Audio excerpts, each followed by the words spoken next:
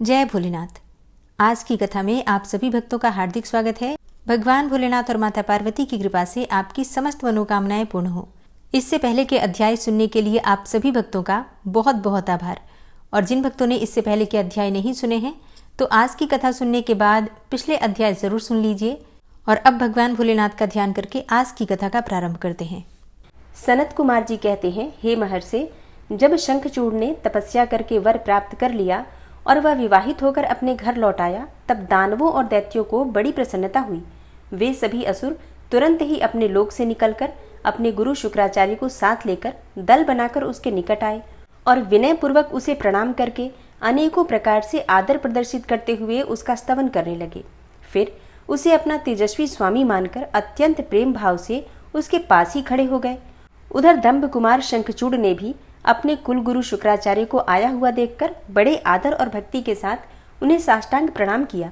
तदनंतर गुरु शुक्राचार्य ने समस्त असुरों के साथ सलाह करके उनकी सम्मति से शंखचूड़ को दानवों तथा असुरों का अधिपति बना दिया। दंभपुत्र शंखचूड़ प्रतापी एवं वीर तो था ही, उस समय असुर राज्य पर अभिषिक्त होने के कारण वह असुर राज विशेष रूप से शोभा पाने लगा। तब उसने सहसा देवताओं पर आक्रमण करके वेग पूर्वक उनका संहार करना आरंभ कर दिया। संपूर्ण देवता मिलकर भी उसके उत्कृष्ट तेज को सहन न कर सके, अतः वे समर भूमि से भाग चले और दीन होकर यत्र तत्र पर्वतों की खोहों में जा छिपे। उनकी स्वतंत्रता जाती रही। वे शंखचूड़ के वशवर्ती होने के कारण प्रभाहीन हो गए। इधर शूरवीर प्रतापी दंभ कुमार दानवराज शंखचूड़ ने भी संपूर्ण लोकों को जीतकर देवताओं का सारा अधिकार छीन लिया।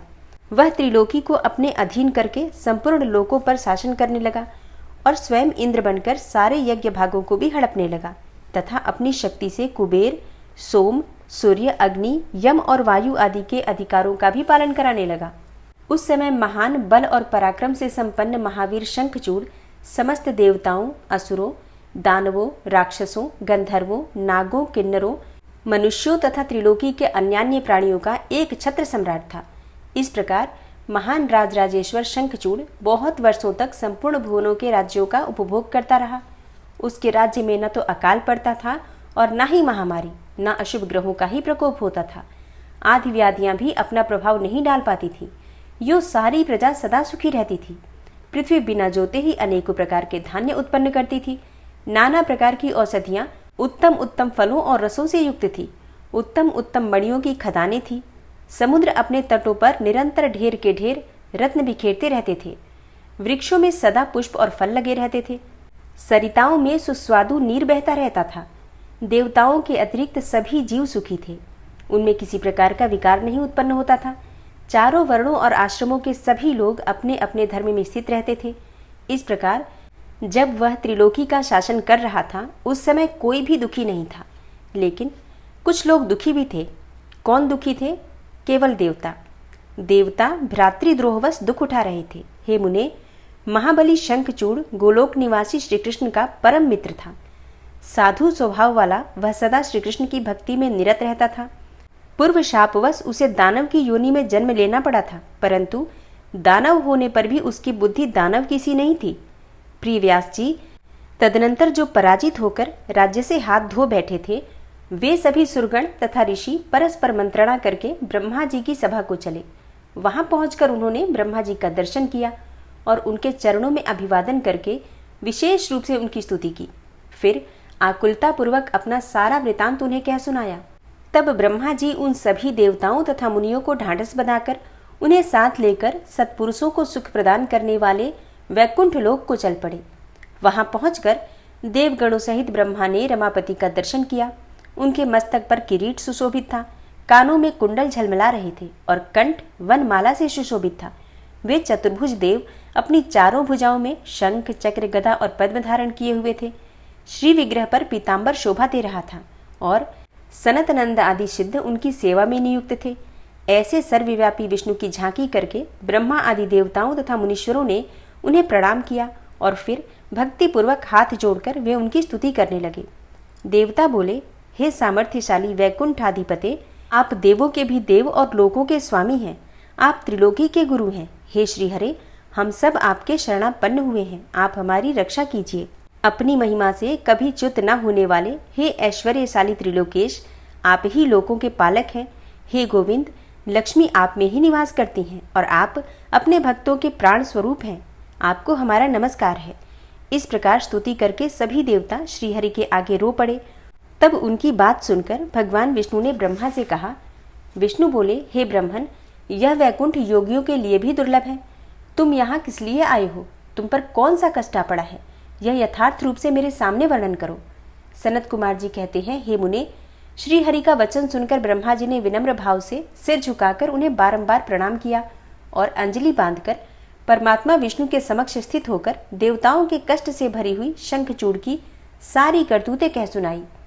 तब समस्त प्राणियों के भावों के ज्ञाता भगवान श्री हरि उस बात को सुनकर हंस पड़े और ब्रह्मा से उस रहस्य का उद्घाटन करते हुए बोले। श्री भगवान ने कहा, हे कमल योनि, मैं शंखचूड़ का सारा वृतांत जानता हूँ। पूर्व जन्म में वह महातेजस्वी गोप था जो कि मेरा भक्त था। मैं उसके वृतांत से संबंध रखने वाले इस पुरातन इतिहास का वर्णन करता हूँ, तुम ध्यानपूर्वक सुनो। हे ब्रह्मन, इसमें किसी प्रकार का कोई संदेह नहीं करना चाहिए। भगवान शंकर सब कल्याण करेंगे। गोलोक में मेरे ही रूप में श्री कृष्ण रहते हैं। उनकी स्त्री श्री राधा नाम से विख्यात है। वह जगत जननी तथा प्रकृति की परमोत्कृष्ट 5वीं मूर्ति है। वही वहाँ सुंदर रूप से विहार करने वाली है। उनके अंग से उद्भूत बहुत से गोप और गोपियां भी वहाँ निवास करती हैं। वे नित्य राधा कृष्ण का अनुवर्तन करते हुए उत्तम उत्तम क्रीड़ाओं में तत्पर रहते हैं। और वही गोप इस समय शंभु की लीला से मोहित होकर शापवश अपने को दुख देने वाली दानवी योनि को प्राप्त हो गया है। भगवान श्री कृष्ण ने पहले से ही रुद्र के त्रिशूल से उसकी मृत्यु निर्धारित कर दी है। इस प्रकार वह दानव देह का परित्याग करके पुनः कृष्ण का पार्षद हो जाएगा। हे देवेश, ऐसा जानकर तुम्हें भय नहीं करना चाहिए। चलो, हम दोनों शंकर की शरण में चलते हैं। वे शीघ्र ही कल्याण का विधान करेंगे। अब हमें, तुम्हें तथा समस्त देवताओं को निर्भय हो जाना चाहिए। सनत कुमार जी कहते हैं, हे मुने, यो कहकर ब्रह्मा सहित विष्णु शिवलोक को चले। मार्ग में वे मन ही मन भक्त वत्सल सर्वेश्वर शंभु का स्मरण करते जा रहे थे। हे व्यास जी, इस प्रकार वे रमापति विष्णु ब्रह्मा के साथ उसी समय उस शिवलोक में जा पहुंचे जो महान दिव्य, निराधार तथा भौतिकता से रहित है। और वहां पहुंचकर उन्होंने शिव जी की सभा का दर्शन किया। वह ऊंची एवं उत्कृष्ट प्रभाव वाली तथा प्रकाशयुक्त शरीरों वाले शिव पार्षदों से घिरी होने के कारण विशेष रूप से शोभित हो रही थी। उन पार्षदों का रूप सुंदर कांति से युक्त महेश्वर के रूप के सदृश ही था। उनके 10 भुजाएं थी, 5 मुख और 3 नेत्र थे। गले में नील चिन्ह तथा शरीर का वर्ण अत्यंत गौर था। वे सभी श्रेष्ठ रत्नों से युक्त रुद्राक्ष और भस्म के आभरण से विभूषित थे। वह मनोहर सभा नवीन चंद्रमंडल के समान आकार वाली और चौकोर थी। उत्तम उत्तम मणियों तथा हीरों के हारों से वह सजाई गई थी। अमूल्य रत्नों के बने हुए कमल पत्रों से सुशोभित थी। उसमें मणियों की जालियों से युक्त गवाक्ष बने हुए थे, जिसमें वह चित्र विचित्र दिख रही थी। शंकर की इच्छा से उसमें पद्मरागमणि जड़ी हुई थी, जिससे वह अद्भुत सी लग रही थी। वह स्यमंतक मणि की बनी हुई सैकड़ों सीढ़ियों से युक्त थी और उसमें चारों ओर इंद्रनील मणि के खंभे लगे हुए थे, जिन पर स्वर्ण सूत्र से ग्रथित चंदन के सुंदर पल्लव लटक रहे थे, जिससे वह मन को मोह लेती थी। वह भली भांति संस्कृत तथा सुगंधित वायु से सुवासित थी। 1 सहस्त्र योजन विस्तार वाली वह सभा बहुत से किंकरों से खचाखच भरी थी। उसके मध्य भाग में अमूल्य रत्नों द्वारा निर्मित एक विचित्र सिंहासन था। उसी पर उमा सहित शंकर विराजमान थे। उन्हें सुरेश्वर विष्णु ने देखा। वे तारकाओं से घिरे हुए चंद्रमा के समान लग रहे थे। वे किरीट, कुंडल और रत्नों की मालाओं से विभूषित थे। उनके सारे अंग में भस्म रमाई हुई थी और वे लीला कमल धारण किए हुए थे। महान उल्लास से भरे हुए उमाकांत का मन शांत तथा प्रसन्न था। देवी पार्वती ने उन्हें सुवासित तांबुल प्रदान किया था, जिसे वे चबा रहे थे। शिवगण हाथ में श्वेत चवर लेकर परम भक्ति के साथ उनकी सेवा कर रहे थे और सिद्ध भक्तिवश सिर झुकाकर उनके स्तवन में लगे थे।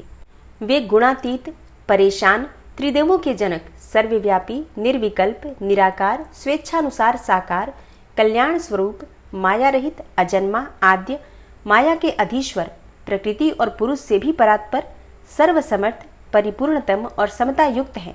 ऐसे विशिष्ट गुणों से युक्त शिव को देखकर ब्रह्मा और विष्णु ने हाथ जोड़कर उन्हें प्रणाम किया और फिर वे स्तुति करने लगे। विविध प्रकार से स्तुति करके अंत में वे बोले, हे भगवान, आप दीनों और अनाथों के सहायक, दीनों के प्रतिपालक, दीन बंधु, त्रिलोकी के अधीश्वर और शरणागत वत्सल हैं। हे गौरीश, हमारा उद्धार कीजिए। हे परमेश्वर, हम पर कृपा कीजिए। हे नाथ, हम आपके ही अधीन हैं। अब आपकी जैसी इच्छा हो वैसा करें। सनत कुमार जी कहते हैं, हे मुने, तदनंतर जो अत्यंत दीनता को प्राप्त हो गए थे, उन ब्रह्मा और विष्णु का वचन सुनकर शिवजी मुस्कुराए और मेघ गर्जना के समान गंभीर वाणी में बोले। शिवजी ने कहा, हे हरे, हे ब्रह्मन, तुम लोग शंखचूड़ द्वारा उत्पन्न हुए भय को सर्वथा त्याग दो। निस्संदेह तुम्हारा कल्याण होगा। मैं शंखचूड़ का सारा वृतांत यथार्थ रूप से जानता हूँ। वह पूर्व जन्म में एक गोप था जो ऐश्वर्यशाली भगवान श्री कृष्ण का भक्त था। इसका नाम सुदामा था। वही सुदामा राधा जी के शाप से शंखचूड़ नामक दानवराज होकर उत्पन्न हुआ है। यह परम धर्मज्ञ और देवताओं से द्रोह करने वाला है। यह दुर्बुद्धिवश अपने उत्कृष्ट बल के भरोसे संपूर्ण देवगणों को क्लेश दे रहा है। अब तुम लोग प्रेम पूर्वक मेरी बात सुनो और देवों को आनंदित करने के लिए शीघ्र ही कैलाशवासी रुद्र के समीप जाओ। वह रुद्र रूप मेरा ही उत्तम पूर्ण रूप है। मैं ही देव कार्य की सिद्धि के हेतु पृथक स्वरूप धारण करके वहां प्रकट हुआ हूँ। मेरा वह रूप ऐश्वर्यशाली तथा परिपूर्णतम है। हे हरे, इसलिए मैं भक्तों के वशीभूत होकर कैलाश पर्वत पर सदा निवास करता हूँ। तदनंतर कैलाश पहुंचकर देवताओं ने भगवान महेश की स्तुति की और अंत में कहा, हे महेशान, आप तो कृपा के आकर हैं। दीनों का उद्धार करना तो आपका बाना ही है। हे प्रभु, दानवराज शंखचूड़ का वध करके इंद्र को उसके भय से मुक्ति कीजिए और देवों को इस विपत्ति से उबारिए।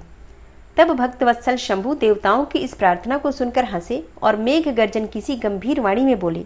श्री शंकर ने कहा, हे हरे, हे ब्रह्मन, हे देवगण, तुम लोग अपने अपने स्थान को लौट जाओ। मैं निश्चय ही सैनिकों सहित शंखचूड़ का वध कर डालूंगा। इसमें तनिक भी संशय नहीं है। सनत कुमार जी कहते हैं, हे व्यास जी, महेश्वर के उस अमृत श्रावी वचन को सुनकर संपूर्ण देवताओं को परम आनंद प्राप्त हुआ। उस समय उन्होंने समझ लिया कि अब दानव शंखचूड़ मरा हुआ ही है। तब महेश्वर के चरणों में प्रणिपात करके विष्णु वैकुंठ को और ब्रह्मा सत्यलोक को चले गए तथा संपूर्ण देवता भी अपने अपने स्थान को प्रस्थित हुए। इधर उन महारुद्र ने, जो परमेश्वर, दुष्टों के लिए काल रूप और सत्पुरुषों की गति हैं, देवताओं की इच्छा से अपने मन में शंखचूड़ के वध का निश्चय किया। तब उन्होंने प्रसन्नतापूर्वक अपने प्रेमी गंधर्वराज चित्ररथ को दूत बनाकर शीघ्र ही शंखचूड़ के पास भेजा। चित्ररथ ने वहां जाकर शंखचूड़ को खूब समझाकर कहा, परंतु उसने बिना युद्ध किए देवताओं को राज्य लौटाना स्वीकार नहीं किया और कहा, मैंने ऐसा दृढ़ निश्चय कर लिया है कि महेश्वर के साथ युद्ध किए बिना न तो मैं राज्य ही वापस करूंगा और न ही अधिकारों को ही लौटाऊंगा। तू कल्याणकर्ता रुद्र के पास लौट जा और मेरी कही हुई बात यथार्थ रूप से उनसे कह दे। वे जैसा उचित समझेंगे वैसा करेंगे। तू व्यर्थ बकवाद मत कर। सनत कुमार जी कहते हैं, हे मुनि श्रेष्ठ, यो कहे जाने पर वह शिवदूत पुष्पदंत अर्थात चित्ररथ अपने स्वामी महेश्वर के पास लौट गया और उसने सारी बातें ठीक ठीक कह दी। तब उस दूत के वचन को सुनकर देवताओं के स्वामी भगवान शंकर को क्रोध आ गया। उन्होंने अपने वीरभद्र आदि गणों से कहा। रुद्र बोले, हे वीरभद्र, हे नंदिन, हे क्षेत्रपाल, हे आठों भैरव, मैं आज शीघ्र ही शंखचूड़ का वध करने के निमित्त चलता हूँ। अतः मेरी आज्ञा से मेरे सभी बलशाली गण आयुधों से लैस होकर तैयार हो जाएं और अभी अभी कुमारों अर्थात स्वामी कार्तिक और गणेश के साथ रण यात्रा करें। भद्रकाली भी अपनी सेना के साथ युद्ध के लिए प्रस्थान करें। सनत कुमार जी कहते हैं, हे मुने, ऐसी आज्ञा देकर शिवजी अपनी सेना के साथ चल पड़े। फिर तो सभी वीरगण हर्षमग्न होकर उनके पीछे पीछे चलने लगे। इसी समय संपूर्ण सेनाओं के अध्यक्ष स्कंद और गणेश भी हर्ष से भरे हुए कवच धारण करके सशस्त्र शिवजी के निकट आ पहुंचे। फिर वीरभद्र, नंदी, महाकाल, सुभद्रक, विशालाक्ष, बाण, पिंगलाक्ष, विकंपन, विरूप, विकृति, मणिभद्र, बाष्कल, कपिल, दीर्घद्रष्ट, विकार, ताम्रलोचन, कालंकर, बलिभद्र, कालजीव, कुटीचर, बलोन्मत्त, रणश्लाघ्य, दुर्जय तथा दुर्गम आदि गणनायक जो प्रधान सेनापति थे, शिवजी के साथ चले। उनके गणों की संख्या करोड़ों करोड़ थी। आठों भैरव, एकादश भयंकर रुद्र, आठों वसु, इंद्र, 12 आदित्य, अग्नि, चंद्रमा, विश्वकर्मा, दोनों अश्विनी कुमार, कुबेर, यम, निऋत्ति, नलकूबर, वायु, वरुण, बुध, मंगल तथा अन्यान्य ग्रह, पराक्रमी कामदेव, उग्रद्रष्ट, उग्रदंड, कोरड तथा कोटब आदि ने भी शीघ्र ही महेश्वर का अनुगमन किया। स्वयं महेश्वरी देवी भद्रकाली भी 100 भुजा धारण करके शिवजी के साथ चली। वे उत्तमोत्तम रत्नों से बने हुए विमान पर आरूढ़ थीं। उनके शरीर पर लाल चंदन का अनुलेप लगा था और लाल वस्त्र शोभा पा रहा था। वे हर्षमगन होकर हंसती, नाचती और उत्तम स्वर से गान करती हुई अपने भक्तों को अभय तथा शत्रुओं को भय प्रदान कर रही थी। उनकी 1 योजन लंबी भीषणाकार जिह्वा लपलपा रही थी। वे अपने हाथों में शंख, चक्र, गदा, पद्म, ढाल, तलवार, धनुष, बाण, 1 योजन विस्तार वाला गहरा गोलाकार खप्पर, गगनचुंबी त्रिशूल, 1 योजन लंबी शक्ति, मुदगर, मुसल, वज्र, खड्ग, तीखा फलक तथा समर्थ दिव्य अस्त्र और अन्यान्य सैकड़ों दिव्यास्त्र धारण किए हुए थी। करोड़ों योगिनियां तथा डाकिनियां उनके साथ थी। फिर भूत, प्रेत, पिशाच, कुष्मांड, ब्रह्म राक्षस, वेताल, राक्षस, यक्ष और किन्नर आदि से घिरे हुए स्कंद ने पिता के पास आकर उन चंद्रशेखर को प्रणाम किया और उनकी आज्ञा से पार्श्वभाव में स्थित होकर सहायक का स्थान ग्रहण किया। तदनंतर रुद्र रूपधारी शंभु अपनी सारी सेना को एकत्रित करके शंखचूड़ के साथ लोहा लेने के लिए निर्भयता पूर्वक आगे बढ़े और देवताओं का उद्धार करने के लिए चंद्रभागा नदी के तट पर मनोहर वट वृक्ष के नीचे जाकर खड़े हो गए। हे व्यास जी, उधर जब शिवदूत चला गया तब प्रतापी शंखचूड़ ने महल के भीतर जाकर तुलसी से वह सारी वार्ता कह सुनाई। शंखचूड़ ने कहा, हे देवी, शंभु के दूत के मुख से रण निमंत्रण सुनकर मैं युद्ध के लिए उद्यत हुआ हूँ और उनसे जूझने के लिए मैं निश्चय ही जाऊंगा। तुम इसके लिए मुझे आज्ञा दो।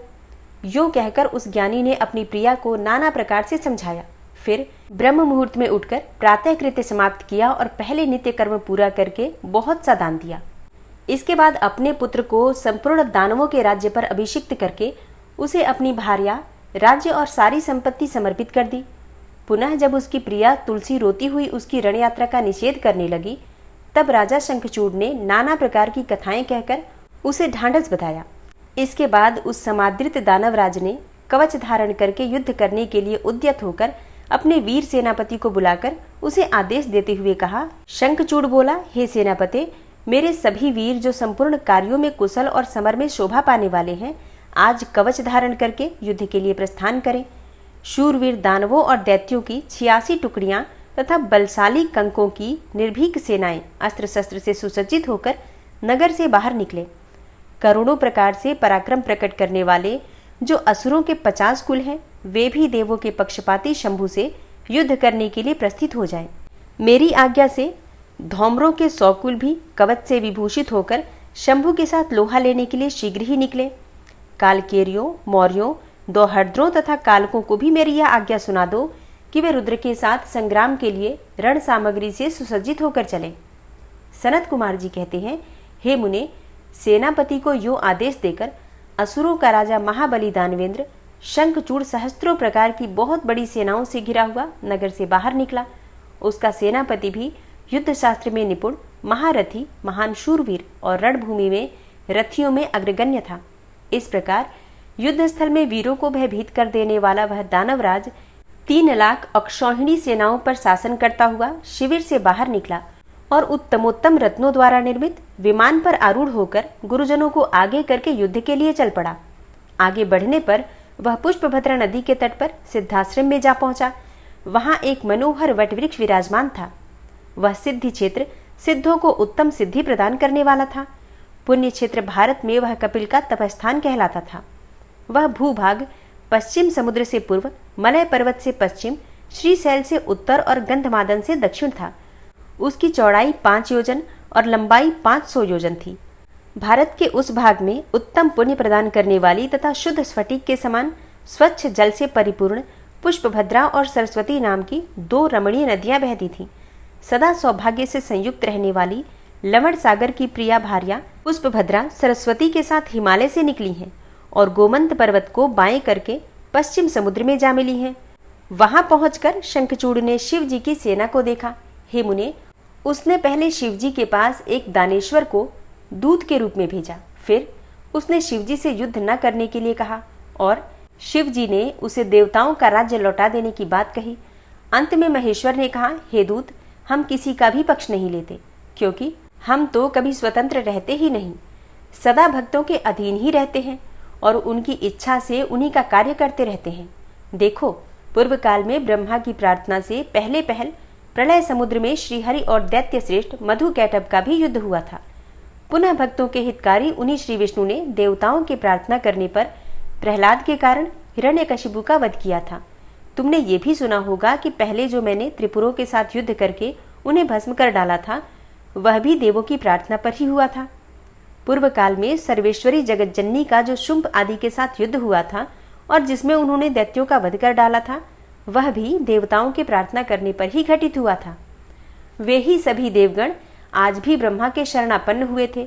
तब वे उन देवताओं और श्रीहरि के साथ मेरी शरण में भी आए थे। हे दूत, इस प्रकार ब्रह्मा, विष्णु और देवगणों की प्रार्थना के वशीभूत होकर देवों का अधीश्वर होने के कारण मैं भी युद्ध के लिए आया हूँ।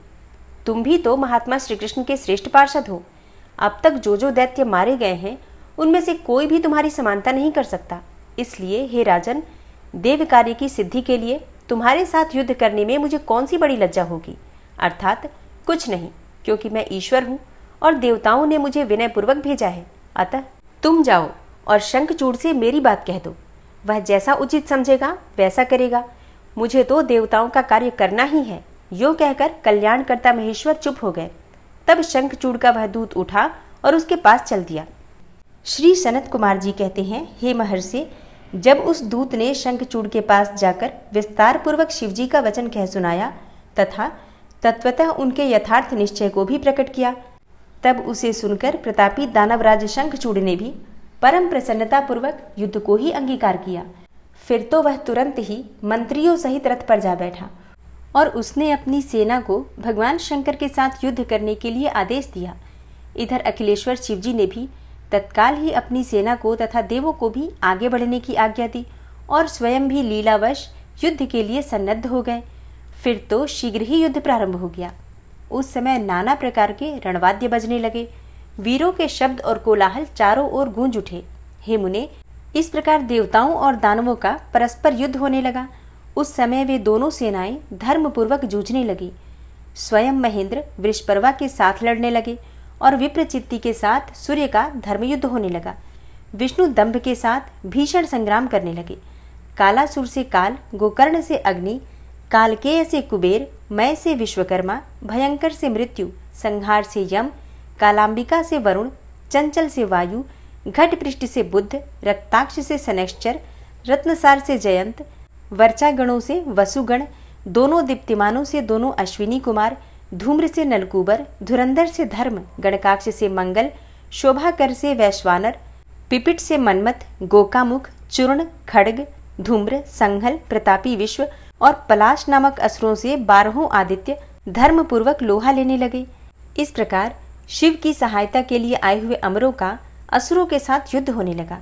11 महारुद्र महान बल पराक्रम से संपन्न 11 भयंकर असुर वीरों से भिड़ गए।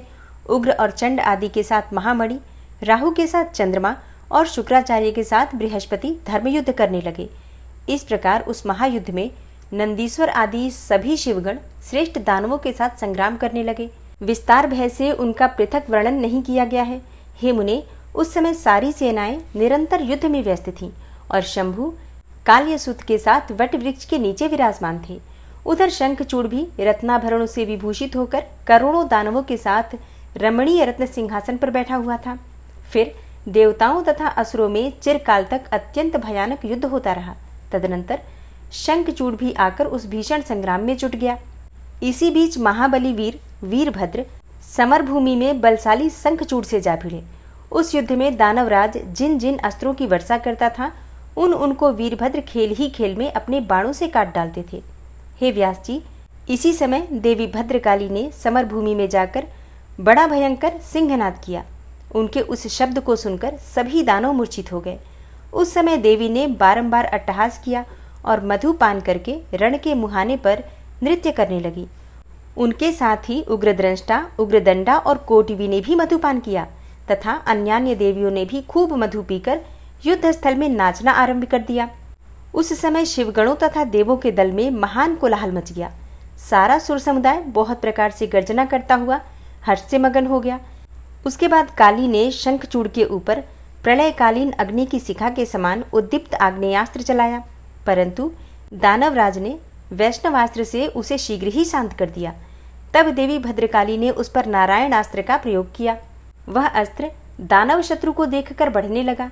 तब प्रलय अग्नि के समान उद्दीप्त होते हुए नारायणास्त्र को देखकर शंखचूड़ दंड की भांति भूमि पर लेट गया और बारंबार प्रणाम करने लगा। तब उस दानव को नम्र हुआ देखकर वह अस्त्र निवृत्त हो गया। तत्पश्चात देवी ने उस पर मंत्रपूर्वक ब्रह्मास्त्र छोड़ा। उस अस्त्र को प्रज्वलित हुआ देखकर दानवराज ने भूमि पर खड़े होकर उसे प्रणाम किया और ब्रह्मास्त्र से ही उसका निवारण कर दिया। तदनंतर वह दानवराज कुपित हो उठा और वेगपूर्वक अपने धनुष को खींचकर देवी के ऊपर मंत्र पाठ करते हुए दिव्यास्त्रों की वर्षा करने लगा। भद्रकाली समरभूमि में अपने विस्तृत मुख को फैलाकर उन अस्त्रों को निगल गई और अट्टहास पूर्वक गर्जना करने लगी, जिससे दानव भयभीत हो गए। तब शंखचूड़ ने काली के ऊपर 100 योजन लंबी शक्ति से वार किया, परंतु देवी ने अपने दिव्य अस्त्र समूह से उसके 100 टुकड़े कर दिए। इस प्रकार उन दोनों में चिरकाल तक युद्ध होता रहा और सभी देवता तथा दानव दर्शक बनकर उसे देखते रहे। अंत में देवी ने महान कोपावेश से उस पर वेगपूर्वक मुष्टि प्रहार किया। उसकी चोट से वह दानवराज चक्कर काटने लगा और उसी क्षण मूर्छित हो गया। फिर क्षण भर में ही उसकी चेतना लौट आई और वह उठ खड़ा हुआ, परंतु उस प्रतापी ने मातृबुद्धि होने के कारण देवी के साथ बाहुयुद्ध नहीं किया। तब देवी ने उस दानव को पकड़कर उसे बारंबार घुमाया और बड़े क्रोध से वेगपूर्वक ऊपर को उछाल दिया। प्रतापी शंखचूड़ वेग से ऊपर को उछला और पृथ्वी पर गिरकर पुनः उठकर खड़ा हो गया। उस महायुद्ध में वह तनिक भी भ्रांत नहीं हुआ था, बल्कि उसका मन प्रसन्न था। तत्पश्चात वह भद्रकाली को प्रणाम करके बहुमूल्य रत्नों द्वारा निर्मित अपने परम मनोहर विमान पर जा बैठा। इधर कालिका भूख से विह्वल होकर दानवों का रक्तपान करने लगी। इसी अवसर पर वहां यो आकाशवाणी हुई। आकाशवाणी बोली, हे ईश्वरी, अभी रणभूमि में सिंहनाद करने वाले 1.5 लाख दानवेंद्र और बचे हैं। ये बड़े उद्धत हैं, अतः तुम इन्हें अपना आहार बना लो। परंतु हे देवी, संग्राम में दानवराज शंखचूड़ को मारने के लिए मन मत दौड़ाओ, क्योंकि यह तुम्हारे लिए अवध्य है, ऐसा निश्चय ही समझो।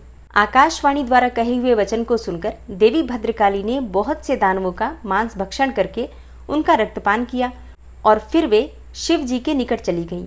वहां उन्होंने पूर्वापर के क्रम से सारा युद्ध वृतांत कह सुनाया। व्यास जी ने पूछा, हे महाबुद्धिमान सनत कुमार जी, काली का यह कथन सुनकर महेश्वर ने उस समय क्या कहा और कौन सा कार्य किया, उसे आप वर्णन करने की कृपा करें, क्योंकि मेरे मन में उसे सुनने की प्रबल उत्कंठा जाग उठी है।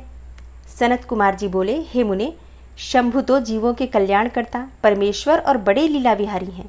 वे काली द्वारा कहे हुए वचन को सुनकर उन्हें आश्वासन देते हुए हंसने लगे। तदनंतर आकाशवाणी को सुनकर तत्वज्ञान विशारद स्वयं शंकर अपने गणों के साथ समरभूमि की ओर चले। उस समय वे महावृषभ नंदीश्वर पर सवार थे और उन्हीं के समान पराक्रमी वीरभद्र, भैरव और क्षेत्रपाल आदि उनके साथ थे। रणभूमि में पहुंचकर महेश्वर ने वीर रूप धारण किया। उस समय उन रुद्र की बड़ी शोभा हो रही थी और वे मूर्तिमान काल से दिख रहे थे। जब शंखचूड़ की दृष्टि शिवजी पर पड़ी, तब वह विमान से उतर पड़ा और परम भक्ति के साथ दंड की भांति पृथ्वी पर लौटकर उसने सिर के बल उन्हें प्रणाम किया। इस प्रकार नमस्कार करने के पश्चात वह तुरंत ही अपने विमान पर जा बैठा और कवच धारण करके उसने धनुष बाण उठाया। फिर तो दोनों ओर से बाणों की झड़ी लग गई। जो व्यर्थ ही बाण वर्षा करने वाले शिव और शंखचूड़ का वह उग्र युद्ध सैकड़ों वर्षों तक चलता रहा। अंत में युद्ध स्थल में शंखचूड़ का वध करने के लिए महाबली महेश्वर ने सहसा ही अपना वह त्रिशूल उठाया, जिसका निवारण करना बड़े बड़े तेजस्वियों के लिए भी अशक्य है। तब तत्काल ही उसका निषेध करने के लिए यो आकाशवाणी हुई, हे शंकर, मेरी प्रार्थना सुनिए और इस समय इस त्रिशूल को मत चलाइए। हे ईश, यद्यपि आप क्षण मात्र में पूरे ब्रह्मांड का विनाश करने में सर्वथा समर्थ हैं, फिर इस अकेले दानव शंखचूड़ की तो बात ही क्या है। तथापि आप स्वामी के द्वारा देव मर्यादा का विनाश नहीं होना चाहिए। हे महादेव, आप उस देव मर्यादा को सुनिए, उसे सत्य एवं सफल बनाइए। वह देव मर्यादा यह है कि जब तक इस शंखचूड़ के हाथ में श्रीहरि का परम उग्र कवच वर्तमान रहेगा और इसकी पतिव्रता पत्नी तुलसी का सतीत्व अखंडित रहेगा, तब तक इस पर जरा और मृत्यु अपना प्रभाव नहीं डाल सकेंगे। अतः हे जगदीश्वर शंकर, ब्रह्मा के इस वचन को सत्य कीजिए। तब सत्पुरुषों के आश्रय स्वरूप शिवजी ने उस आकाशवाणी को सुनकर तथास्तु कहकर उसे स्वीकार कर लिया और विष्णु को उस कार्य के लिए प्रेरित किया। फिर तो शिव जी की इच्छा से विष्णु वहां से चल पड़े। वे तो मायावियों में भी श्रेष्ठ मायावी ठहरे। अतः उन्होंने एक वृद्ध ब्राह्मण का वेश धारण किया और शंखचूड़ के निकट जाकर उससे जो कहा। वृद्ध ब्राह्मण बोले, हे दानवेंद्र, इस समय मैं याचक होकर तुम्हारे पास आया हूँ और तुम मुझे भिक्षा दो। हे दीनवत्सल, अभी मैं अपने मनोरथ को प्रकट नहीं करूँगा। जब तुम देना स्वीकार कर लोगे तब पीछे मैं उसे बताऊंगा और तब तुम उसे पूर्ण करना। ब्राह्मण की बात सुनकर राजेंद्र शंखचूड़ का मुख और नेत्र प्रसन्नता से खिल उठे। जब उसने ओम कहकर उसे स्वीकार कर लिया तब ब्राह्मण ने छलपूर्वक कहा, मैं तुम्हारा कवच चाहता हूँ। यह सुनकर ऐश्वर्यशाली दानवराज शंखचूड़ ने, जो कि ब्राह्मण भक्त और सत्यवादी था, वह दिव्य कवच जो उसे प्राणों के समान था ब्राह्मण को दे दिया। इस प्रकार श्रीहरि ने माया द्वारा उससे वो कवच ले लिया और फिर शंखचूड़ का रूप धारण करके वे तुलसी के पास पहुंचे। वहां जाकर सबके आत्मा एवं तुलसी के नित्य स्वामी श्रीहरि ने शंखचूड़ रूप से उसके शील का हरण कर लिया। इसी समय विष्णु भगवान ने शंभु से अपनी सारी बातें कह सुनाई। तब शिवजी ने शंखचूड़ के वध के निमित्त अपना उद्दीप्त त्रिशूल हाथ में ले लिया। परमात्मा शंकर का वह विजय नामक त्रिशूल अपनी उत्कृष्ट प्रभा बिखेर रहा था। उससे सारी दिशाएं, पृथ्वी और आकाश प्रकाशित हो उठे। वह मध्याह्नकालीन करोड़ों सूर्यों तथा प्रलयाग्नि की शिखा के समान चमकीला था। उसका निवारण करना असंभव था। वह दुर्धर्ष, कभी व्यर्थ न होने वाला और शत्रुओं का संहारक था। वह तेजों का अत्यंत उग्र समूह, संपूर्ण शस्त्रास्त्रों का सहायक, भयंकर और सारे देवताओं तथा असुरों के लिए दुस्सह था। वह एक ही स्थान पर ऐसा दमक रहा था मानो लीला का आश्रय लेकर संपूर्ण ब्रह्मांड का संहार करने के लिए उद्यत हो। उसकी लंबाई 1000 धनुष और चौड़ाई 100 हाथ थी। उस जीव ब्रह्म स्वरूप शूल का किसी के द्वारा निर्माण नहीं हुआ था। उसका रूप नित्य था। आकाश में चक्कर काटता हुआ वह त्रिशूल शिव जी की आज्ञा से शंखचूड़ के ऊपर जा गिरा और उसने उसी क्षण उसे राख की ढेरी बना दिया। हे विप्र, महेश्वर का वह शूल मन के समान वेगशाली था। वह शीघ्र ही अपना कार्य पूर्ण करके शंकर के पास आ पहुंचा और फिर आकाश मार्ग से चला गया। उस समय स्वर्ग में दुंदुभियां बजने लगी। गंधर्व और किन्नर गान करने लगे। देवों तथा मुनियों ने स्तुति करना आरंभ किया और अप्सराएं नृत्य करने लगी। शिव जी के ऊपर लगातार पुष्पों की वर्षा होने लगी और ब्रह्मा, विष्णु, इंद्र आदि देवता तथा मुनिगण उनकी प्रशंसा करने लगे। दानवराज शंखचूड़ भी शिव जी की कृपा से शापमुक्त हो गया और उसे उसके पूर्व श्री कृष्ण पार्षद रूप की प्राप्ति हो गई।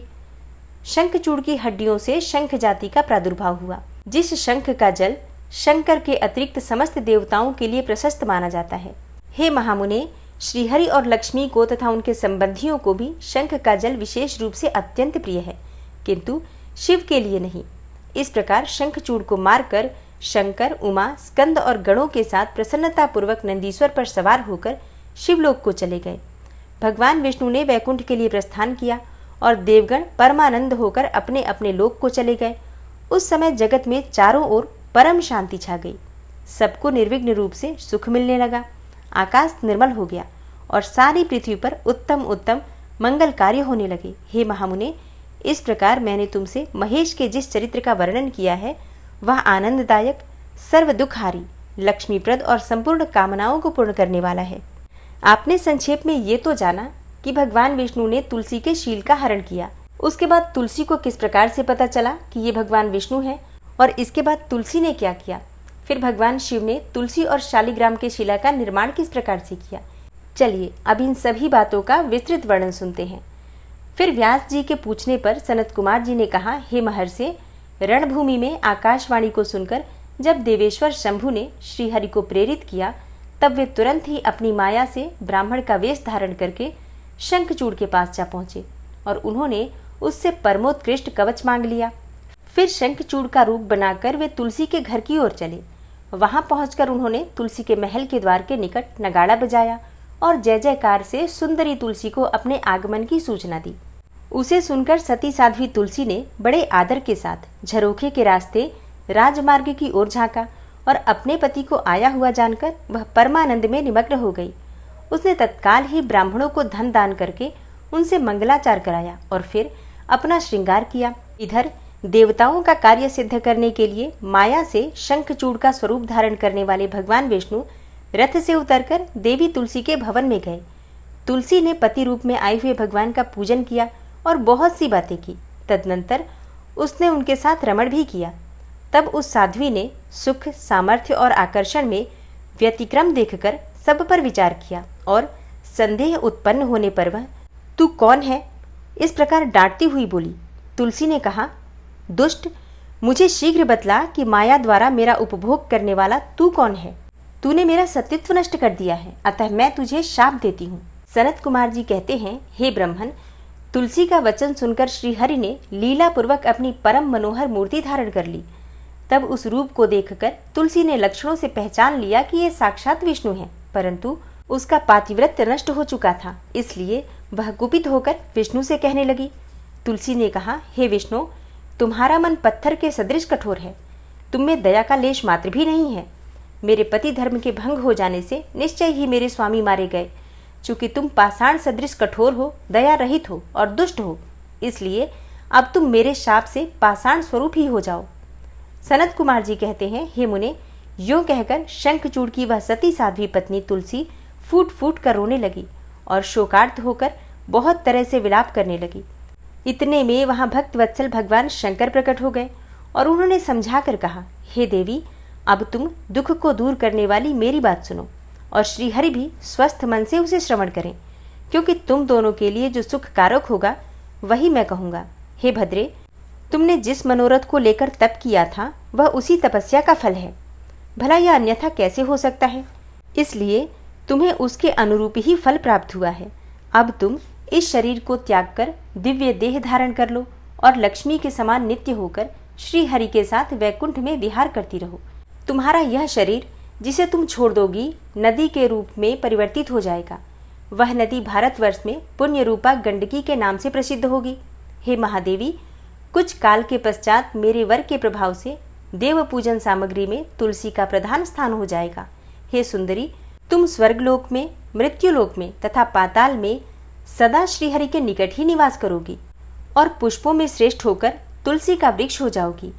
तुम वैकुंठ में दिव्य रूप धारिणी वृक्ष अधिष्ठात्री देवी बनकर सदा एकांत में श्रीहरि के साथ क्रीड़ा करोगी।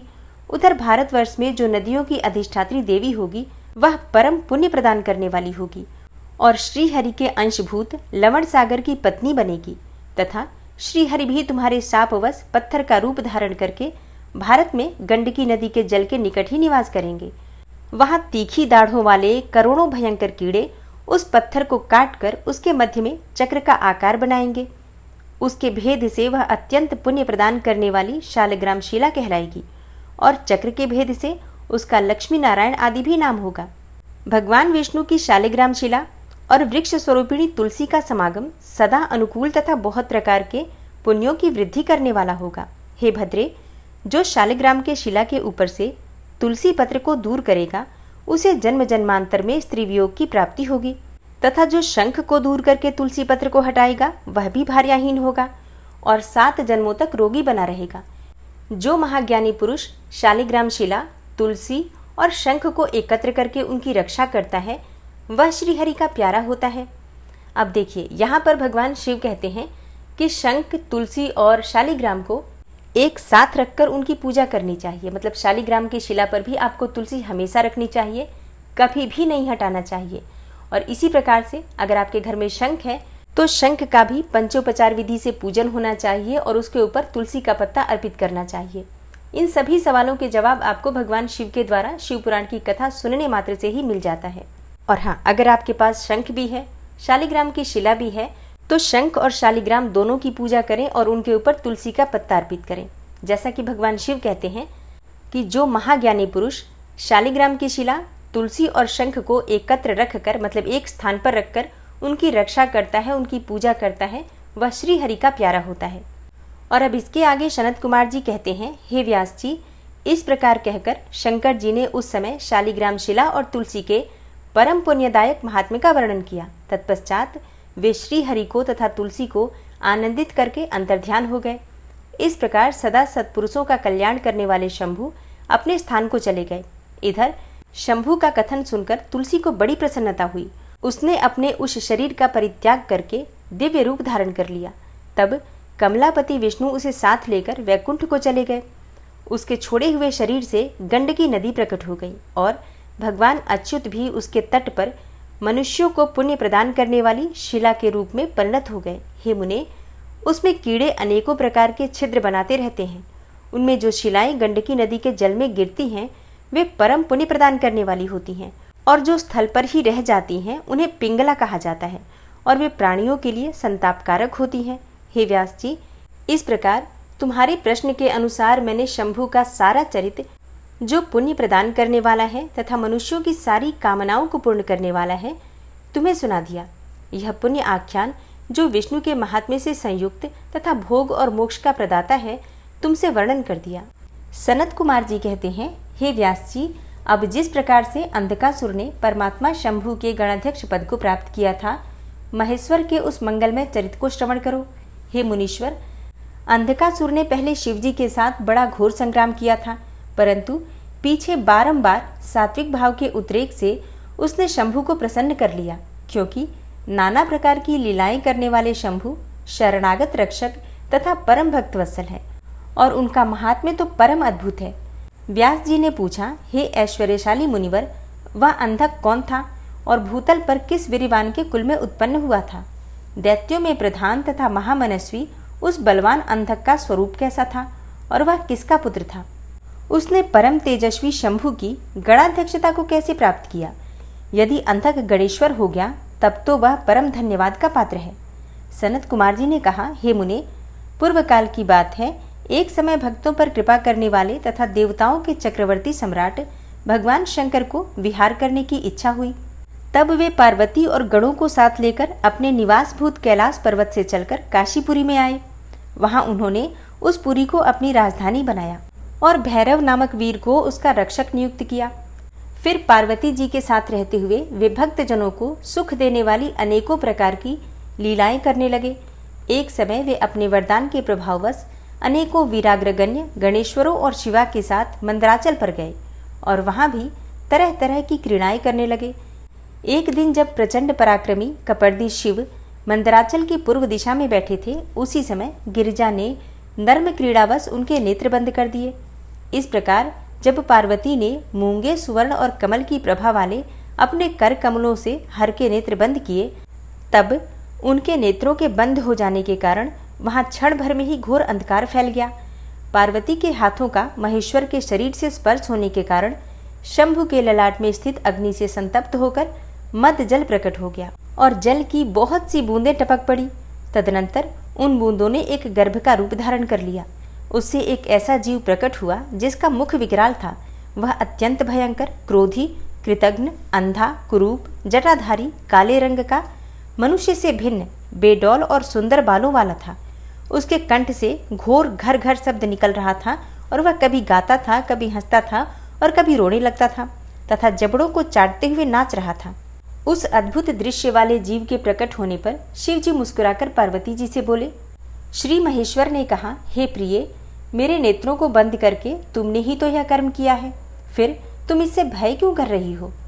शंकर जी के उस वचन को सुनकर गौरी हंस पड़ी और उनके नेत्रों पर से उन्होंने अपने हाथ हटा लिए।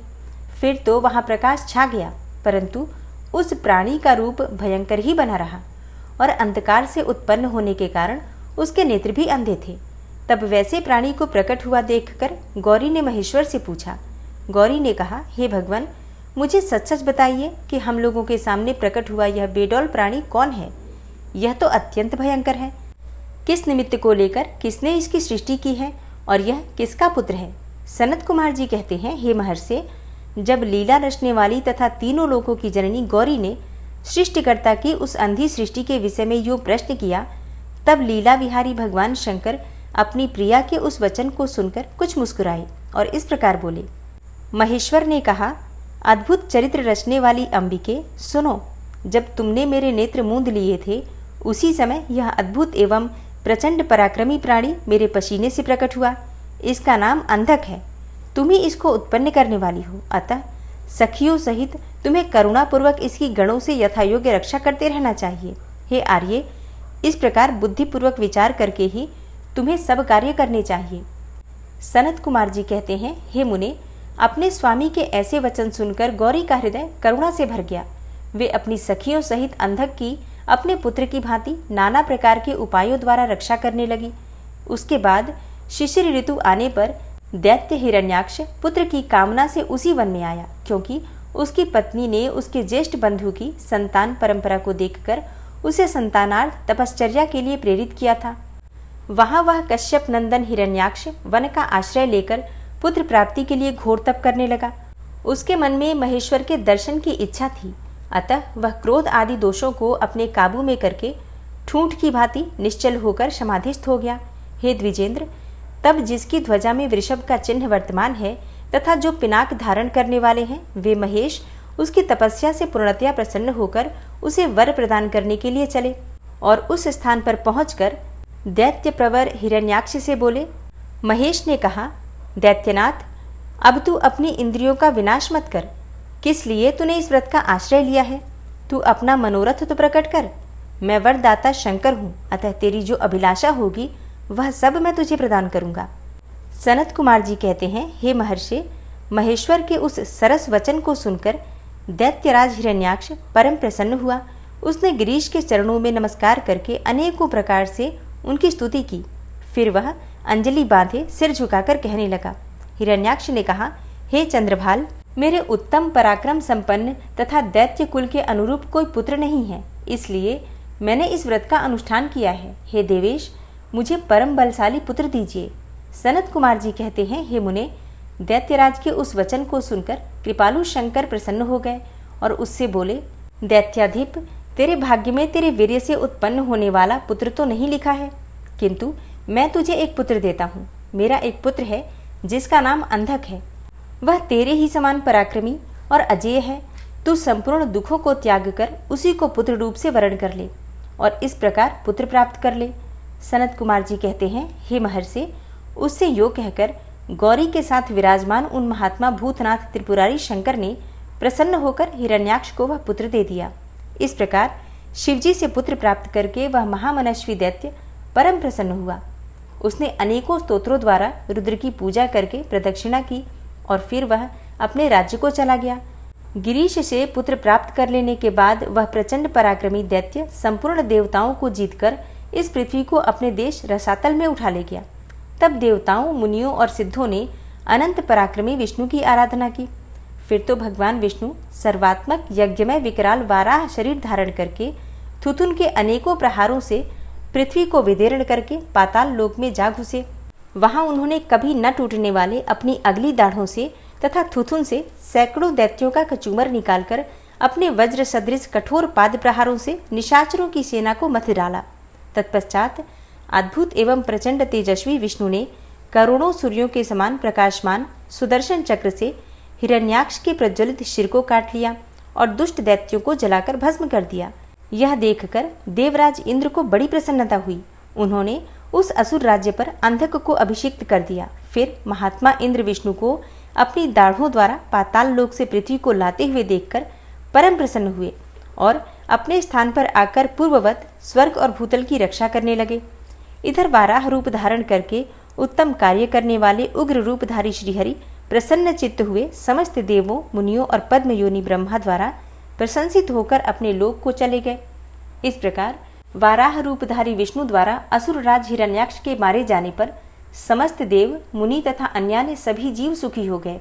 सनत कुमार जी आगे कहते हैं, हे व्यास जी, इधर वाराह रूपधारी श्रीहरि के द्वारा इस प्रकार भाई के मारे जाने पर हिरण्यकशिपु शोक और क्रोध से संतप्त हो उठा। श्री हरि के साथ वैर करना तो उसे रुचता ही था, अतः उसने संहार प्रेमी वीर असुरों को प्रजा का विनाश करने के लिए आज्ञा दे दी। तब वे संहार प्रिय असुर स्वामी की आज्ञा को सिर चढ़ाकर देवताओं और प्रजाओं का विनाश करने लगे। इस प्रकार जब उन दुष्ट चित्त वाले असुरों द्वारा सारा देवलोक तहस नहस कर दिया गया, तब देवता स्वर्ग को छोड़कर गुप्त रूप से भूतल पर विचरने लगे। उधर भाई की मृत्यु से दुखी हुए हिरण्यकशिपु ने भाई को जलांजलि देकर उसकी स्त्री आदि को ढांढस बंधाया। तत्पश्चात उस दैत्यराज ने अपने लिए विचार किया कि मैं अजेय, अजर और अमर हो जाऊं, मेरा ही एक छत्र साम्राज्य रहे और मेरा प्रतिद्वंदी कोई न रह जाए। यो धारणा बनाकर वह मंदराचल पर गया और वहां एक गुफा में अत्यंत घोर तपस्या करने लगा। उस समय वह पैर के अंगूठे के बल खड़ा था। उसकी भुजाएं ऊपर को उठी थी और दृष्टि आकाश की ओर लगी थी। उसकी तपस्या से संतप्त होकर देवताओं का मुख विकृत हो उठा। वे स्वर्ग को छोड़कर ब्रह्मलोक में जा पहुंचे और उन्होंने ब्रह्मा से अपना दुखड़ा कह सुनाया। हे व्यास जी, उन देवताओं के इस प्रकार कहने पर स्वयंभू ब्रह्मा भृगु और दक्ष आदि के साथ उस दैत्येश्वर के आश्रम पर गए। तब जिसने अपनी तप से संपूर्ण लोकों को संतप्त कर दिया था, उस हिरण्यकशिपु ने वर देने के लिए आए हुए पद्मयोनि ब्रह्मा को अपने सामने उपस्थित देखा। उधर पितामह ने भी उससे कहा, वर मांगो। तब जिसकी बुद्धि मोहित नहीं हुई थी, उस असुर ने विधाता की उस मधुर वाणी को सुनकर इस प्रकार कहा।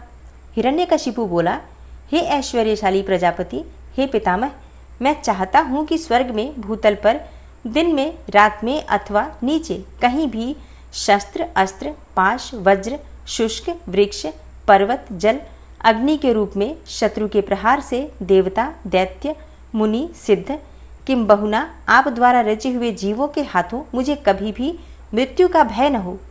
सनत कुमार जी कहते हैं, हे मुने, हिरण्यकशिपु के ऐसे वचन सुनकर पद्मयोनि ब्रह्मा के मन में दया का भाव जागृत हो उठा। उन्होंने मन ही मन विष्णु को प्रणाम करके उससे कहा, हे दैत्येंद्र, मैं तुझ पर प्रसन्न हूँ, अतः तुझे सारी वस्तुएं प्राप्त होंगी। तूने 96,000 वर्षों तक तप किया है, अब तेरी कामना पूर्ण हो चुकी है, अतः तप से विरत होकर उठ और दानवों के राज्य का उपभोग कर। ब्रह्मा की वाणी सुनकर हिरण्यकशिपु का मुख प्रसन्नता से खिल उठा।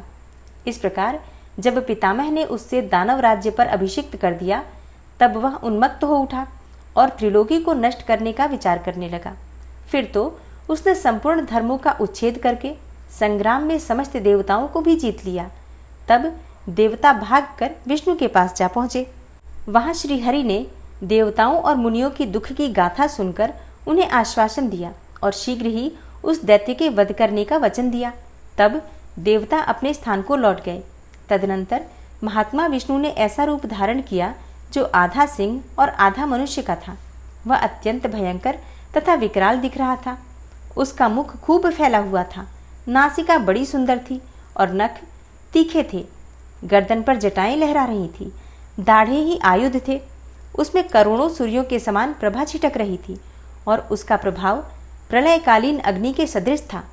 अधिक कहाँ तक कहा जाए, वह रूप तो जगन्मय था। इसी रूप से वे भगवान भास्कर के अस्ताचल की शरण लेने पर असुरों की नगरी में प्रविष्ट हुए। उन अतुल प्रभावशाली नृसिंह को देखकर सभी दैत्य एक साथ ही उन पर टूट पड़े। अब उन अद्भुत पराक्रमी नृसिंह ने महाबली दैत्यों के साथ युद्ध करके बहुतों को मार डाला और बहुतों को पकड़कर तोड़ मरोड़ दिया और फिर वे उस नगर में घूमने लगे। तब उन सर्वमय सिंह को देखकर दैत्यराज के पुत्र प्रहलाद ने राजा से कहा, यह मृगेंद्र तो जगन्मय दिख रहा है, ये यहाँ किस लिए आया है? प्रहलाद ने पुनः कहा, हे पिताजी, मुझे तो ऐसा प्रतीत हो रहा है कि ये भगवान अनंत हैं और नृसिंह का रूप धारण करके आपके नगर में प्रविष्ट हुए हैं, क्योंकि मुझे इनकी मूर्ति बड़ी विकराल दिख रही है। अतः आप युद्ध से हटकर इनकी शरण में जाइए। इनसे बढ़कर त्रिलोकी में दूसरा कोई योद्धा नहीं है, इसलिए आप इन मृगेंद्र के सामने झुककर अपने राज्य का उपभोग कीजिए। अपने पुत्र की बातें सुनकर उस दुरात्मा ने उससे कहा, बेटा, क्या तू भयभीत हो गया है? अपने पुत्र से जो कहकर दैत्यों के अधिपति राजा हिरण्यकशिपु ने महाबली दैत्यों को आज्ञा देते हुए कहा, वीरो, तुम लोग इस बेडौल भ्रिकुटी और नेत्र वाले सिंह को पकड़ लो। तब स्वामी की आज्ञा से उन मृगेंद्र को पकड़ने की इच्छा से वे सभी बड़े बड़े दैत्य रणभूमि में घुसे, परंतु जैसे रूप की अभिलाषा से अग्नि में प्रवेश करने वाले पतंगे जल भुन जाते हैं, उसी तरह वे सब के सब क्षण भर में ही जलकर भस्म हो गए। दैत्यों के दग्ध हो जाने पर भी वह दैत्यराज संपूर्ण शस्त्र, अस्त्र, शक्ति, वृष्टि, पाश, अंकुश और पावक आदि से उन मृगेंद्र के साथ लोहा लेता ही रहा। इस प्रकार बहुत काल तक भयानक युद्ध हुआ। अंत में उन नृसिंह ने वज्र के समान कठोर अपनी अनेकों भुजाओं से उस दैत्य को पकड़ लिया और उसे अपने जानुओं पर लिटाकर दानवों के मर्म को विदीर्ण करने वाले नखांकुरों से उसकी छाती चीर डाली तथा खून से लथपथ हुए उसके हृदय कमल को निकाल लिया। फिर तो उसी क्षण उसके प्राण पखेरु उड़ गए। तब भगवान नृसिंह ने बारंबार के आघात से जिसके सारे अंग चूर चूर हो गए थे, उस काष्ठभूत दैत्य को छोड़ दिया। उस समय उस देव शत्रु के मारे जाने पर उन्हें बड़ी प्रसन्नता हुई। उसी अवसर पर प्रहलाद ने आकर उनके चरणों में सिर झुकाया। तब अद्भुत पराक्रमी विष्णु ने प्रहलाद को बुलाकर उन्हें दैत्यों के राज्य पर अभिषिक्त कर दिया और स्वयं अतर्कित गति को प्राप्त हो गए, अर्थात अंतर्ध्यान हो गए। तदनंतर पितामह आदि समस्त सुरेश्वर परम प्रसन्न होकर अपना कार्य सिद्ध करने वाले पूजनीय भगवान विष्णु को उसी दिशा में प्रणाम करके अपने अपने धाम को चले गए। हे विप्रवर, प्रसंगवश मैंने रुद्र से अंधक की उत्पत्ति, वाराह से हिरण्याक्ष की मृत्यु, नृसिंह के हाथों उसके भाई का विनाश और प्रहलाद की राज्य प्राप्ति का वर्णन कर दिया। हे द्विज श्रेष्ठ, अब मैं शिव की कृपा से प्राप्त हुए अंधक के प्रभाव का, शंकर जी के साथ उसके युद्ध का और पीछे जिस प्रकार उसे महेश के गणाध्यक्ष पद की प्राप्ति हुई, उस कथा का वर्णन करता हूँ, तुम ध्यानपूर्वक सुनो। सनत कुमार जी कहते हैं, हे मुनिवर, एक समय हिरण्याक्ष का पुत्र अंधक अपने भाइयों के साथ विहार में संलग्न था। उसी समय उसके कामासक्त मदांध भाइयों ने उससे कहा, अरे अंधे, तुम्हें तो अब राज्य से क्या प्रयोजन है। हिरण्याक्ष तो मूर्ख ही था, जो उसने घोर तप द्वारा शंकर जी को प्रसन्न करके भी तुम जैसे कुरूप, बेडौल, कलिप्रिय और नेत्रहीन को प्राप्त किया। ऐसे तुम राज्य के भागी तो हो ही नहीं सकते, क्योंकि भला तुम ही विचार करो कि कहीं दूसरे से उत्पन्न हुआ पुत्र भी राज्य पाता है। सच पूछो तो निश्चय ही इस राज्य के भागी हम ही लोग हैं। सनत कुमार जी कहते हैं, हे मुने, उन लोगों की ये बातें सुनकर अंधक दीन हो गया। फिर उसने स्वयं ही बुद्धिपूर्वक विचार करके तरह तरह की बातों से उन्हें शांत किया और रात के समय वह निर्जन वन में चला गया। वहां उसने हजारों वर्षों तक घोर तप करके अपने शरीर को सुखा डाला और अंत में उस शरीर को अग्नि में होम देना चाहा। तब ब्रह्मा जी ने उसे वैसा करने से रोककर कहा, हे दानव, अब तू वर मांग ले। सारे संसार में जिस दुर्लभ वस्तु को प्राप्त करने की तेरी अभिलाषा हो, उसे तू मुझसे ले ले। पद्मयोनि ब्रह्मा के वचन को सुनकर वह दैत्य दीनता एवं नम्रता पूर्वक कहने लगा, हे भगवान, जिन निष्ठुरों ने मेरा राज्य छीन लिया है, वे सब दैत्य आदि मेरे भृत्य हो जाएं। मुझे अंधे को दिव्य चक्षु प्राप्त हो जाए।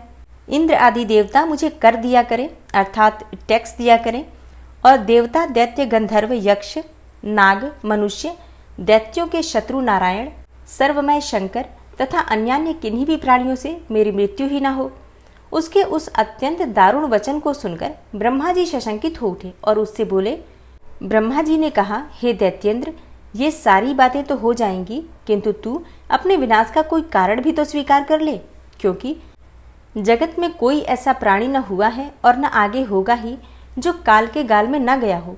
फिर तुझ जैसे सत्पुरुषों को तो अत्यंत लंबे जीवन का विचार त्याग ही देना चाहिए। ब्रह्मा के इस अनुनय भरे वचन को सुनकर वह दैत्य पुनः बोला।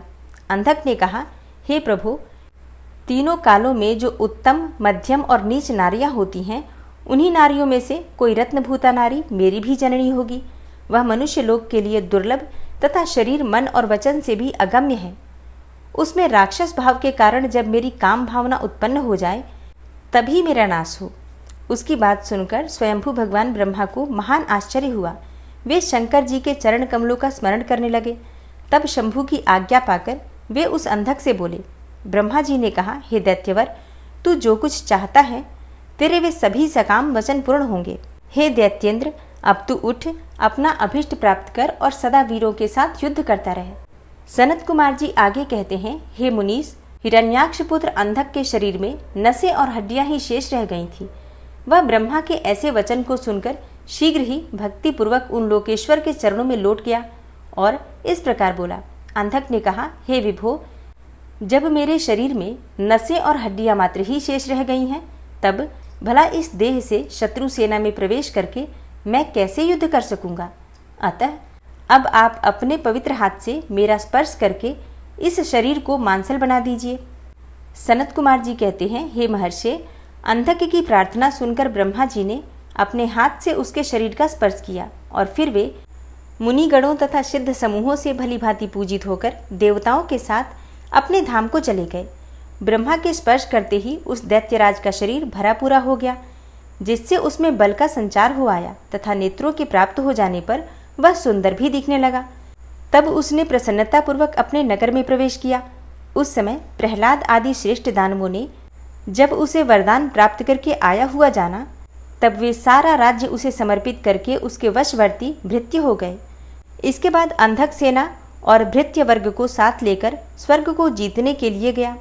वहां संग्राम में समस्त देवताओं को पराजित करके उसने वज्रधारी इंद्र को अपना करद बना लिया। उसने यत्र तत्र बहुत सी लड़ाइयां लड़कर नागों, सुपर्णों, श्रेष्ठ राक्षसों, गंधर्वों, यक्षों, मनुष्यों, बड़े बड़े पर्वतों, वृक्षों और सिंह आदि समस्त चौपायों को भी जीत लिया। यहाँ तक कि उसने चराचर त्रिलोकी को अपने वश में कर लिया। इसके बाद वह रसातल में, भूतल पर और स्वर्ग में जितनी सुंदर रूप वाली नारियां थीं, उनमें से हजारों को जो अत्यंत दर्शनीय तथा अपने अनुकूल थी, साथ लेकर विभिन्न पर्वतों पर तथा नदियों के रमणीय तटों पर विहार करने लगा। दैत्यराज अंधक सदा दुष्टों का ही संग करता था। उसकी बुद्धि मद से अंधी हो गई थी, जिससे उस मूढ़ को इसका कुछ भी ज्ञान नहीं रह गया कि परलोक में उसकी आत्मा को सुख देने वाला भी कोई कर्म करना चाहिए। इस प्रकार वह महामनस्वी दैत्य उन्मत्त होकर और अपने सारे प्रधान पुत्रों को कुतर्कवाद से पराजित करके दैत्यों सहित संपूर्ण वैदिक धर्मों का विनाश करता हुआ विचरण करने लगा। वह धन के मद से अभिभूत होकर वेद, देवता, ब्राह्मण और गुरु आदि किसी को भी नहीं मानता था। प्रारब्धवश उसकी आयु समाप्त हो चुकी थी।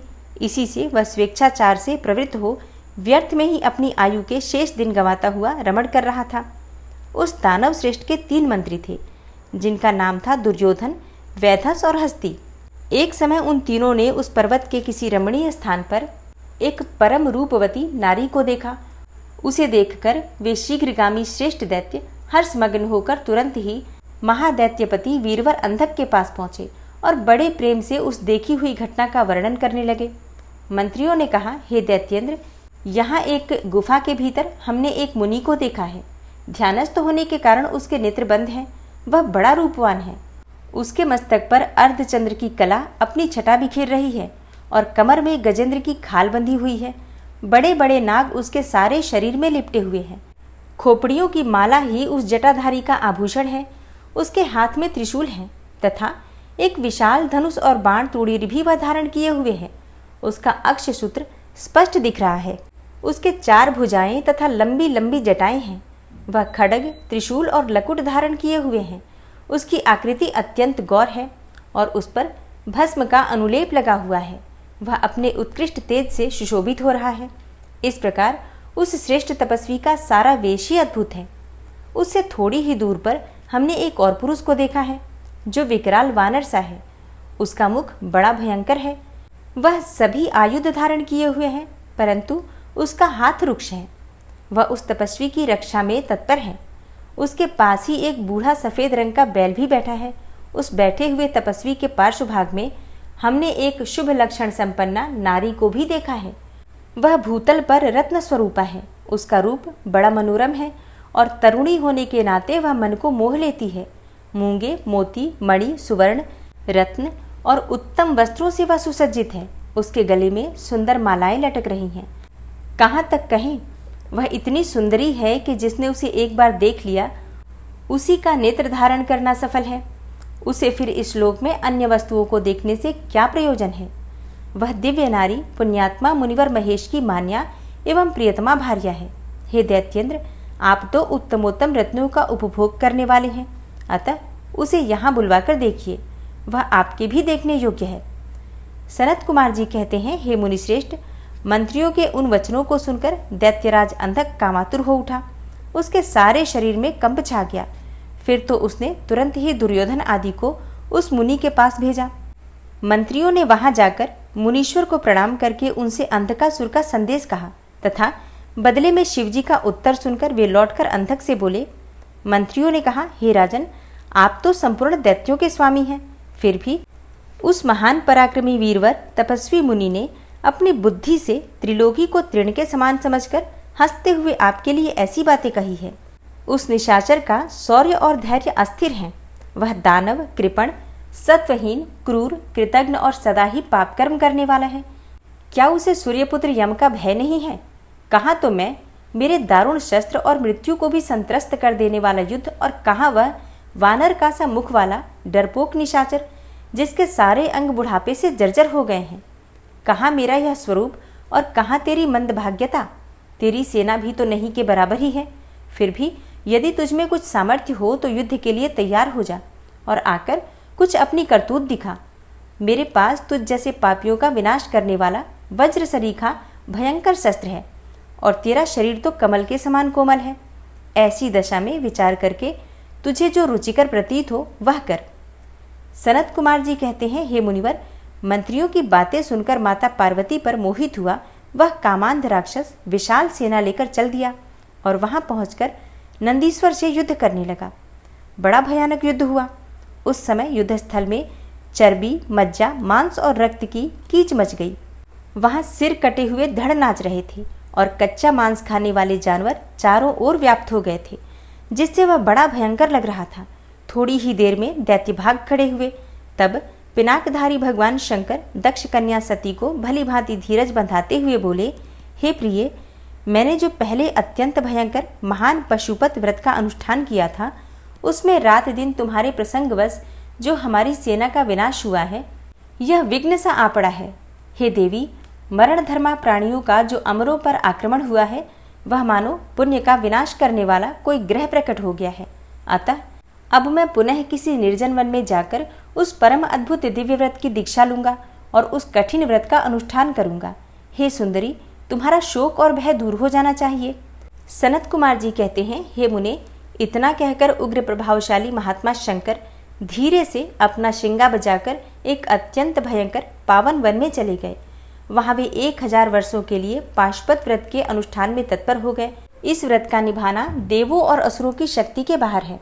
इधर शील गुण से संपन्न पतिव्रता देवी पार्वती मंदराचल पर ही रहकर शिवजी के आगमन की प्रतीक्षा करती रहती थी। यद्यपि पुत्र स्थानीय वीरकगण उनकी सुरक्षा में तत्पर रहते थे, तथापि उस गुफा के भीतर अकेली रहने के कारण वे सदा भयभीत रहती थी, जिससे उन्हें बड़ा दुख होता था। इसी बीच वरदान के प्रभाव से उन्मत्त हुआ वह दैत्य अंधक, जिसका धैर्य कामदेव के बाणों से छिन्न भिन्न हो गया था, अपने मुख्य योद्धाओं को साथ लेकर पुनः उस गुफा पर चढ़ाया। वहां सैनिकों सहित उसने वीरकगण के साथ अत्यंत अद्भुत युद्ध किया। उस समय सभी वीरों ने अन्न, जल और नींद का परित्याग कर दिया था और इस प्रकार वह युद्ध 505 दिनों तक लगातार चलता रहा। अंत में दैत्यों की भुजाओं से छूटे हुए आयुधों के प्रहार से नंदीश्वर का शरीर घायल हो गया, जिससे वे गुहा द्वार पर ही गिर पड़े और मूर्छित हो गए। उनके गिरने से गुहा का सारा दरवाजा ही ढक गया, जिससे उसका खोला जाना असंभव था। फिर दैत्यों ने 2 ही घड़ी में सारे वीरकगण को अपने अश्व समूहों से आच्छादित कर दिया। तब पार्वती ने भगवान विष्णु और ब्रह्मा जी का स्मरण किया।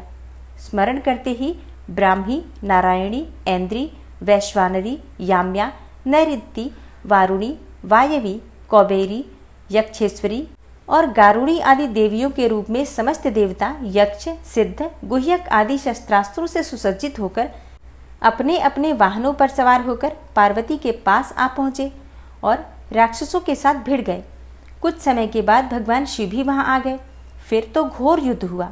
तदनंतर शुक्राचार्य को संजीवनी विद्या के द्वारा दैत्यों को जीवित करते देखकर भूतनाथ शिवजी उनको निगल गए। इससे दैत्य ढीले पड़ गए। हे व्यास जी, अंधक महान पराक्रमी, वीर और त्रिपुरहंता शिव के समान बुद्धिमान था। सैकड़ों वरदान मिलने के कारण वह उन्माद के वशीभूत हो रहा था। यद्यपि बहुसंख्यक शस्त्रास्त्रों की चोट से उसका शरीर जर्जर हो गया था, फिर भी शिवजी पर विजय पाने के लिए उसने दूसरी माया रची। जब प्रलयकालीन अग्नि के समान शरीर धारण करने वाले भूतनाथ त्रिपुरारी शंकर ने अपने त्रिशूल से उसे बुरी तरह छेद डाला, तब भूतल पर गिरे हुए उसके रक्त कणों के यूथ अंधक प्रकट हो गए। उनसे सारी रणभूमि व्याप्त हो गई। वे विकृत मुख वाले भयंकर राक्षस अंतक के सदृश ही पराक्रमी थे। इस प्रकार जब पशुपति द्वारा मारे गए सैनिकों के घावों से निकले हुए अत्यंत गरम रक्त बिंदुओं से दूसरे सैनिक उत्पन्न होने लगे, तब बहुत सी भुजारूपी लताओं द्वारा आक्रांत होने के कारण कुपित हुए बुद्धिमान भगवान विष्णु ने प्रमथनाथ शिव को बुलाकर योग बल से एक ऐसा अजेय स्त्री रूप धारण किया, जिसका मुख विकृत था और रूप उग्र, विकराल और कंकाल मात्र था। और वह स्त्री रूप शंभु के कान से निकला था, जब उन देवी ने रणभूमि में उपस्थित होकर अपने युगल चरणों से पृथ्वी को अलंकृत किया, तब सभी देवता उनकी स्तुति करने लगे। तत्पश्चात भगवान ने उनकी बुद्धि को प्रेरित किया। फिर तो वे क्षुधार्त होकर रण के मुहाने पर उन सैनिकों के तथा दैत्यराज के शरीर से निकले हुए अत्यंत गरम गरम रुधिर का पान करने लगी, जिससे राक्षसों का उत्पन्न होना बंद हो गया। तदनंतर एकमात्र अंधक ही बच गया। यद्यपि उसके शरीर का रक्त सूख गया था, तथापि वह अपने कुलोचित सनातन छात्र धर्म का स्मरण करके अविनाशी भगवान शंकर के साथ भयंकर थप्पड़ों से, वज्र सदृश जानुओं और चरणों से, वज्राकार नखों से, मुख, भुजा और सिरों से संग्राम करता रहा। तब प्रमथनाथ भगवान शिव ने रणभूमि में उनका हृदय विदीर्ण करके उसे शांत कर दिया। फिर त्रिशूल भोंक कर उसे स्थाणु के समान ऊपर को उठा लिया। उसका जर्जर शरीर नीचे को लटक रहा था। सूर्य की किरणों ने उसे सुखा दिया। पवन के झोंकों से युक्त मेघों ने मूसलाधार जल बरसाकर उसे गीला कर दिया। हिमखंड के समान शीतल चंद्रमा की किरणों ने उसे विशीर्ण कर दिया। फिर भी उस दैत्यराज ने अपने प्राणों का परित्याग नहीं किया। उसने विशेष रूप से शिवजी का स्तवन किया। तब करुणा के अगाध सागर शंभु प्रसन्न हो गए और उन्होंने उसे प्रेम पूर्वक गणाध्यक्ष का पद प्रदान किया। तत्पश्चात युद्ध के समाप्त हो जाने पर लोकपालों ने नाना प्रकार के सार गर्भित स्तोत्रों द्वारा विधिपूर्वक शिवजी की अर्चना की और हर्षित हुए ब्रह्मा, विष्णु आदि देवों ने गर्दन झुकाकर उत्तमोत्तम स्तुतियों द्वारा उनका स्तवन किया। फिर जय जयकार करते हुए वे आनंद मनाने लगे। तदनंतर शिवजी उन सबको साथ लेकर आनंद पूर्वक गिरिराज की गुफा को लौट आए। वहां उन्होंने अपने ही अंशभूत पूजनीय देवताओं को नाना प्रकार की भेंट समर्पित करके उन्हें विदा किया और स्वयं प्रमुदित हुई गिरिराज कुमारी के साथ उत्तमोत्तम लीलाएं करने लगे। जय भोलेनाथ। आज की कथा का यहीं पर समापन करती हूँ। इसके आगे का वृतांत आप कल की कथा में सुनेंगे। उम्मीद करती हूँ आज की कथा आपको ज़रूर पसंद आई होगी। तो अगर कथा पसंद आती है तो वीडियो को लाइक किया कीजिए और अगर संभव हो तो वीडियो को ज़्यादा से ज़्यादा शेयर कीजिए। और अगर आप इस चैनल पर पहली बार आए हैं, अभी तक आपने इस चैनल को सब्सक्राइब नहीं किया है, तो आज की वीडियो अगर आपको अच्छी लगे तो चैनल को सब्सक्राइब करके बेल आइकन को ज़रूर प्रेस कर लीजिए। इससे ये होगा कि इस चैनल पर जो नई वीडियो अपलोड होंगी उनकी नोटिफिकेशन आपको सही समय पर प्राप्त होगी। मिलती हूँ मैं आपसे अगली वीडियो में। तब तक के लिए जय श्री राधे।